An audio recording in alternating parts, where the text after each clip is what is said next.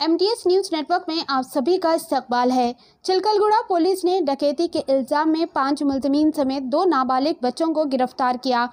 Press meet मुनक्किद करते हुए DCP east zone R Giridhar ने इस केस से मुतालिक तफसील बताते हुए कहा कि 30 मई को मुसद्दक़ा इत्तला पर कार्रवाई करते हुए चिलकलगुड़ा पुलिस ने डकैती केस को हल किया और 7 अफराद को गिरफ्तार किया। गिरफ्तार अफराद की शिनाख्त मोहम्मद रहीम बेग, मोहम्मद शेख हुसैन, मोहम्मद समीर, सैयद अहमद पाशा, मोहम्मद वसीउद्दीन शामिल हैं। एक मुजरिम मफरूर बताए गए हैं। डकैती की ये वारदात 28 मई को अंजाम दी गई।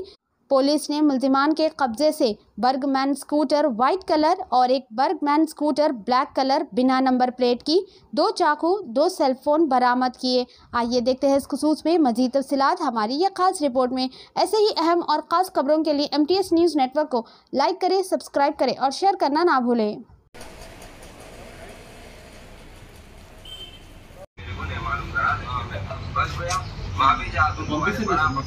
ఇట్లా బెదిరించుకొని వీడియో తీసి ఇన్స్టాలో తర్వాత యూట్యూబ్ లో పెడతాం।